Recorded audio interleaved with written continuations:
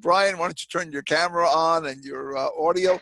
So Brian Vigeant is our next presenter. He is the CEO of a company called CultureHQ, and he's going to talk about a tool that I think you're going to find quite interesting in terms of how it fits in and how it can support you in light of a lot of the things that Inga was talking about earlier. So Brian, floor is yours. I'm going to turn my camera off. I'll be here in the background listening in, and if anybody wants to throw in any other comments or questions, feel free to share them in chat.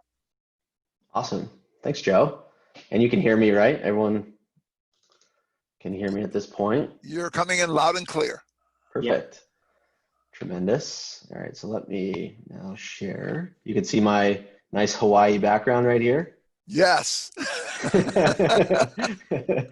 Trying to make it feel like I'm in a tropical place far away and not in my home base, but here we are. So let me now share my slide deck. Perfect. All righty. So you can see my slides now, right? Yes. Awesome. Well, thanks again, Joe, for having me and bringing me here to the webinar. And Inga, amazing presentation as always. As Joe said, it's always good to learn so many new, interesting insights. And I think your perspective is so unique in the way that you're thinking about inclusion. And it's definitely something that more ERGs, more D&I leaders should really consider and think about. So that's awesome stuff. But for myself, so we are a new startup. I mean, we've launched a couple of years ago, but diversity and inclusion is one of our passions of how we can help. And so today, I'm just going to go through a few different things and set the stage of sort of what we believe and how we can help you sort of create an authentic and inclusive culture. So some of the things that Inga was talking about of how you can diagnose your network, we're going to talk a little bit about how you can actually execute and create connections that are truly meaningful and impactful. But before we jump into that, I think it's a good spot to start with where do things actually stand right now as far as connections go. And I think we're all on the same page here with these sort of mega trends that are impacting the way that we connect and build relationships at work. And certainly COVID-19 has disrupted all of our lives and has made us even more siloed, more distributed, more remote, and our diversity is being even more polarized. And our initiatives as D&I leaders, as ERG leaders, have to be completely redefined to match this new world that we're living in to bring people together. And you can see from all the reports from folks that the well-being of each other, I mean, it was bad before even COVID hit, but now it's even worse given our new social isolation. And so when we look at how are we actually communicating and how that's evolved over time, it actually provides some ironic findings. With us all being remote and virtual, we have shifted over time to these more real-time communication and live video chats, as you can see over time, where Zoom is prevalent as we are here over Zoom. You would think that this type of real-time communication would help us to be more connected than ever before, but are we actually more connected? And the answer is unfortunately not even close. I mean, there's so many reports, so many research articles, so many books that really delve into this topic, and they really underscore how disconnected we actually are, that our loneliness is at an all-time high, and people even going as far as to say that we're in the age of isolation and experiencing a crisis connection. So I think it's pretty ironic that despite us appearing to be more connected than ever before through digital tools at work like Zoom and others, we actually couldn't be further from that. And what's happened is that we've truly created this habit of forming transactional and superficial connections in this more fast-paced real-time nature. And this quote right here, I'll leave it on the screen for a second, is from this gentleman, Dan Schabel, who has he has a really cool book, does a lot of good work and research into this whole era of connection. And I think he sums it up perfectly here, that technology has created this illusion that we're more connected, but instead we actually feel more isolated. And what we really need as humans to be at our best is this sense of authentic connection with others. So for us, what does that mean? What is our vision? And really for us, it's how do we create a culture where no employee is left behind? A culture where people are deeply and authentically connected to one another. A culture where everyone's voice is seen, heard, and valued. And that's what we believe, and that's what we're trying to solve. And as you look through many different historical stories of sort of what does no person left behind, what does that mean?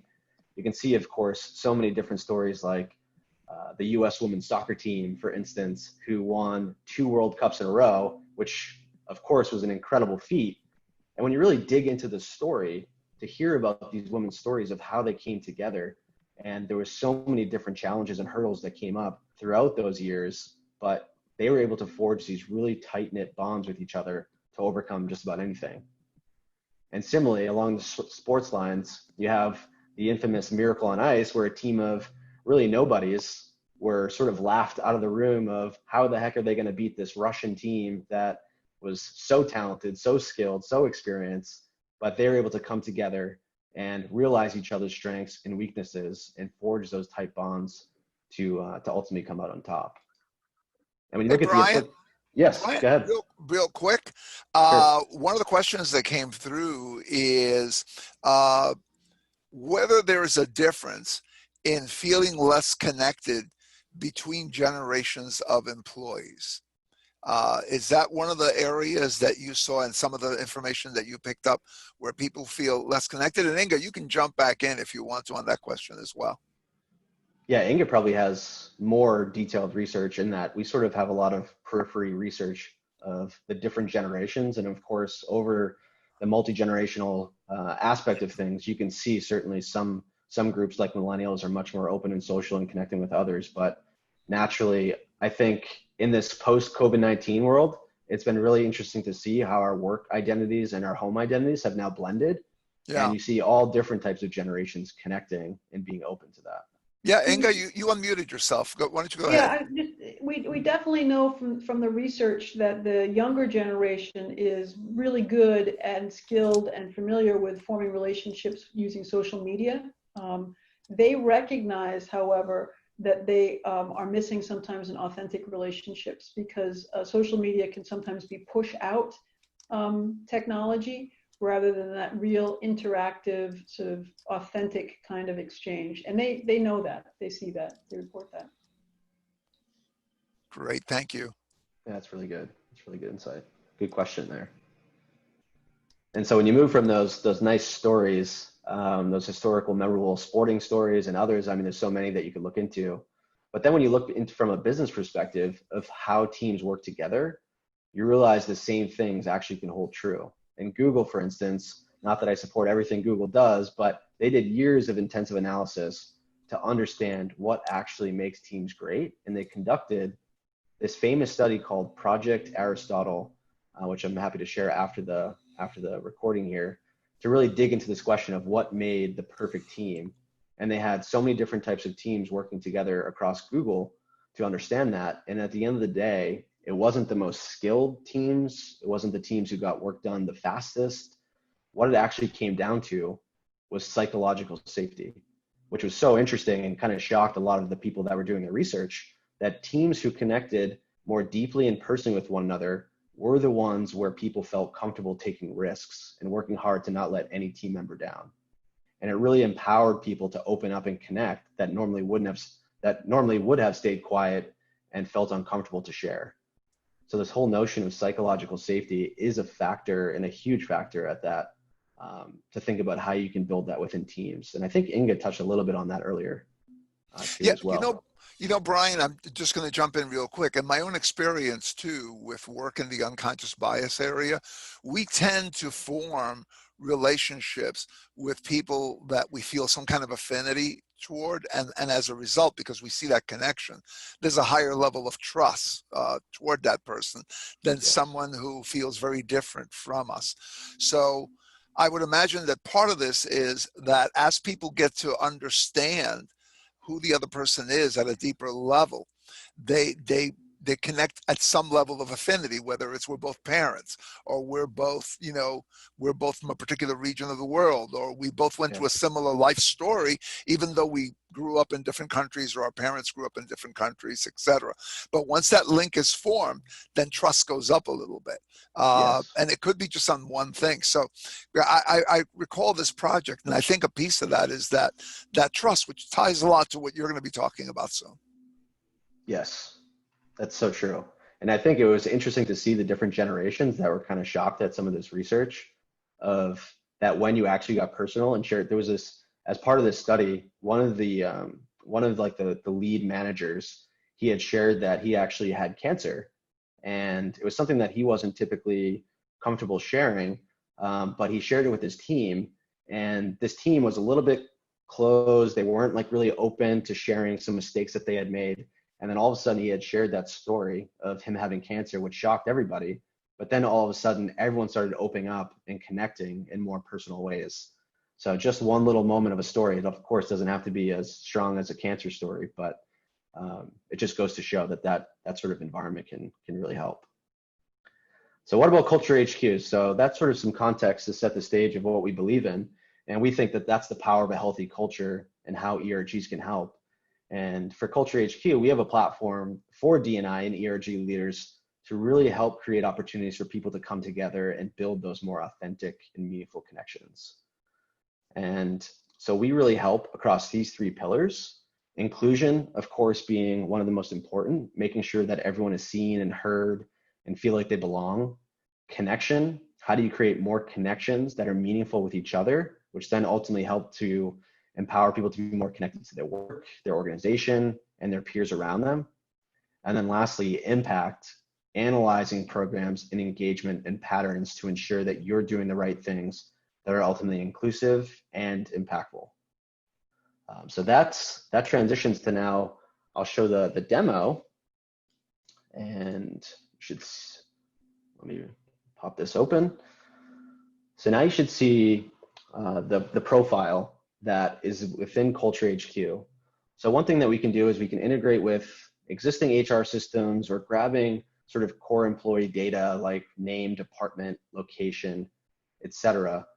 But for us, the difference and uniqueness of Culture HQ is to try to bring to life every individual's authentic self, what they care about, what they're passionate in, what they're skilled at, etc. It's such a critical aspect that, of course, all companies struggle with getting.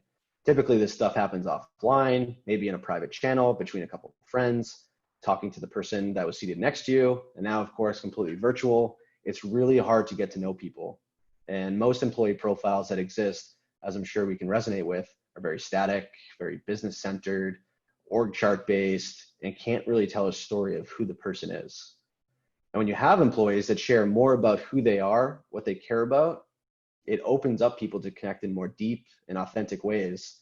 And there was recently, I was just on this podcast the other day, where Jeff Weiner, the CEO from LinkedIn, he had talked about this, that unique human stories are one of the most underappreciated assets that we have hiding within workplaces today. If you can bring those out, that is going to provide so many opportunities to connect people. And I'll just share a quick little personal story because the foundation of Culture HQ is as a result of this, where I've been able to experience the power of that firsthand.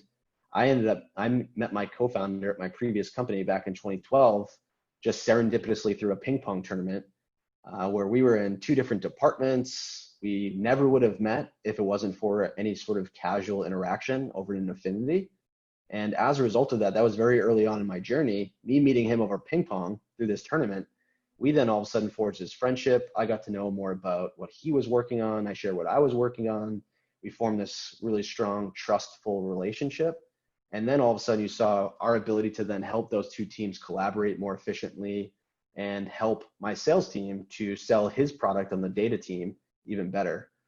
So it just goes to show that one event, one relationship can truly change everything.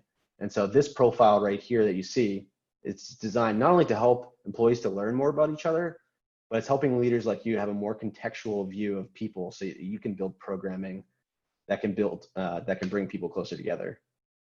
And so I'll just quickly say that the unique system that we have enables to get people to share at least 10 times more about their interests and their skills than any other existing work tool. And then we then surface that of what do you have in common with each other. So a lot of those hidden commonalities that can bridge us together across our diversity is then surfaced in Culture HQ. And then we then surface some unique stories based off of those things that you've selected to create a more personal view of that person's profile. And so what you're able to see are people coming together across teams, across locations, and building real connections that help them feel like they belong and can learn from what others are working on and provide spaces for them to grow. So Brian, let me jump in real quick. So Sure. a scenario in which you've discussed with me where this can help to increase inclusivity, increase connection between people is, let's say you've got an ERG or a BRG and their profiles are in here. And so now they can see even more areas where they connect with each other, which is great. But in addition to that, say they have a speaker coming in who's, let's say, is the marketing executive or a communications executive. And prior to coming in, they also fill out a profile in order to familiarize, to make themselves more familiar to the people in the network before they arrive, but also so that they can get access to where they have cross connect points with different people in the network. That automatically creates a situation where when that speaker comes in, those people sitting there aren't just the ERG people who maybe they know some of them on site that they work in department A, B, or C, and the speaker is just this title of marketing, chief marketing officer, but they begin to get more of a depth of knowledge about, oh, I know that that person and I have, the following thing in common. We both like hockey or something else or whatever that connection point is. And I think that's one of the things that we talked about that I thought that's where this becomes really important, because it becomes the basis for continuing to invite new people in, and at the same time make them aware of who else is in there at a deeper level, and make everybody who's in there more aware of who that person is at a deeper level, right? So I don't know if you're going to talk a little bit about that, but if you could just kind of touch on that a little bit, and then go on with the other material that you have. But I think that was an important point that you shared with me. Yeah, I think that actually plays well right into this portion of the tool, where it's about creating more intentional programming for people and including their interests and stuff, and then having that contextual view of who people are, then allows people, when you bring them in the same room together, they have more context within each other, like within the room, that they can very quickly see who's at the event, who's at the program, of course now virtual, who's on the Zoom call or whichever technology you're using there. And then naturally for a speaker, because you have more context into who these people are, then you can then cater certain things and topics within that program. And so for CultureHQ, I think what's interesting is clients are now coming to us because this whole like sugar high of fun Zoom calls and happy hours are now beginning to wear off. And they're trying to extend the buzz, if you will, and build real sustainable engagement and better relationships. And people just naturally don't feel included during just a Zoom happy hour when maybe everyone has 10 seconds to contribute and a couple voices dominate the conversation. And of course, you have no insight into who's actually in this room. You really have to build events and programs with purpose and intention to actually include. And so with us all being remote and virtual now, it's even more important. We don't have the opportunity to look over next to us in the office and chat with the people near us. So what makes CultureHQ unique is that we allow you to build interest-based events and programs from the bottom up. So you can see here, this is a dashboard of all the different programs that could be happening either across employee resource groups. It can be designed just for one employee resource group. And you can find anything that's happening, whether it's community related, lunch and learn training, meetings, team building, etc. All of that can be facilitated through CultureHQ. And we're going to help from start to finish to make sure that you're creating a diverse set of programs, including more people, and helping to actually build connections through all of that.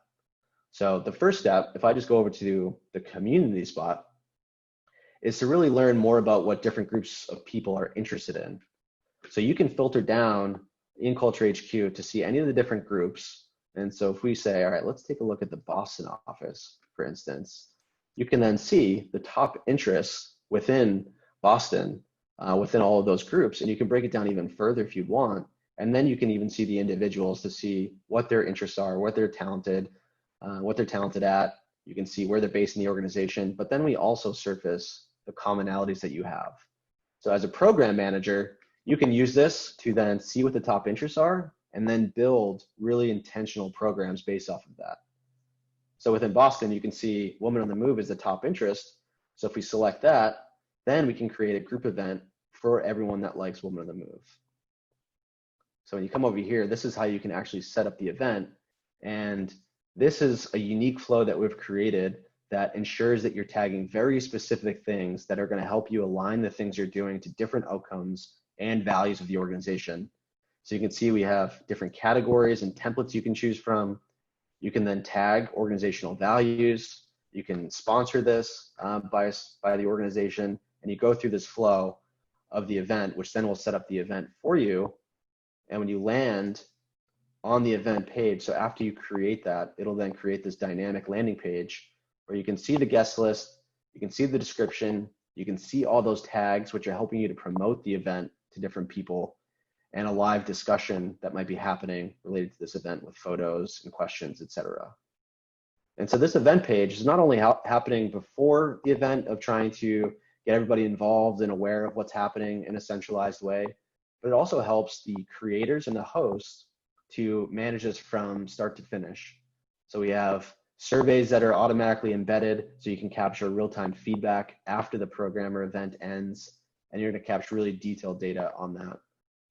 And so the goal for us in this events and programs type tool is to help you expand your reach and get more people involved in events and programs, provide you a contextual view of who these people are, so you can see as you invite people and who's RSVPing, you can then click on any of these and see their profile and see what you have in common, what their interests are, etc. So that's designed to really help try to create a more inclusive experience for those events. And the last thing that I'll just show is the analytics dashboard that sort of pulls it all together. And so this is going to really help you get a deep understanding of who your people are, making sure that you're doing the right things to keep employees engaged, connected, and feel that deep sense of belonging. And so by having these types of insights, it could be the difference between an inclusive culture where people feel like they belong and are able to develop and build real relationships versus a culture where people feel siloed, feel excluded, don't feel like any of the programs that are happening are aligned to what they care about. So this could be a huge difference to include people. And so this dashboard right here is the macro view to see all the programs you've done, how many people have you engaged, what's the impact of those particular programs. And this is a proprietary score that we've created that's helping you to assess the level of reach of your programs, of how many different types of segments have you reached with your programs. And you can break that down by location, by department, etc. And so this dashboard is really going to be like your command center to see how are the things that you're doing, are they resonating? What types of things are we doing? What's the rating? What's the sentiment? What's the feedback, etc. To really give you a strong view. Yep. Go ahead, So Joe. Brian, I'm going to jump in real quick. I got a question here. Kara talks about having similar types of tools in large knowledge management systems where individuals are tagged within procedural documentation. But her question is, can this tool that you're describing get baked into the company's existing databases? In some cases, yes. So it depends on the scenario, but we can integrate with a lot of different internal tools.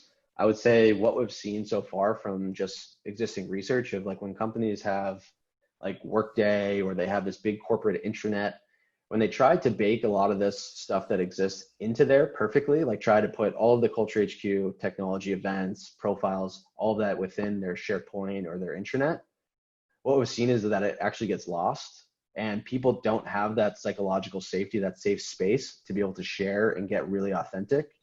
So CultureHQ decided to design something that was really intentionally comfortable for people to share and share their interests, share what they care about, what they're passionate in. And that helps to create that more authentic experience. But a lot of the stuff that we have, like when you create events, can be seamlessly integrated to calendar. They can be seamlessly integrated to email. So when you send out invites, it automatically goes on people's calendars and things like that. So the main tools that people are living in every single day, they're still seeing the CultureHQ messaging. But when they come into CultureHQ, it's then that intentional space to connect with people. Got it. Okay, great. Thanks. And so that's basically it in a nutshell. I'm just going to stop there. And there's a lot more features that I can, of course, share, but that's sort of the crux of it. So I would say, just to summarize quickly, our fundamental belief, based off, of course, many historical stories and decades of research, is that if you can create a culture, create a space where people authentically and empathetically connect with one another, you're going to help people be more committed to their job, their organization, etc. So everything that we're doing and building and working on is in an effort to bring that to life. So, That's great. Thank you, Brian. Let me just come back on the camera here. So let me give you the Zoom applause. That's my Zoom applause. I'm going to get an applause track at some point and play it, but for now, this will have to do, right? Nice. My Zoom applause.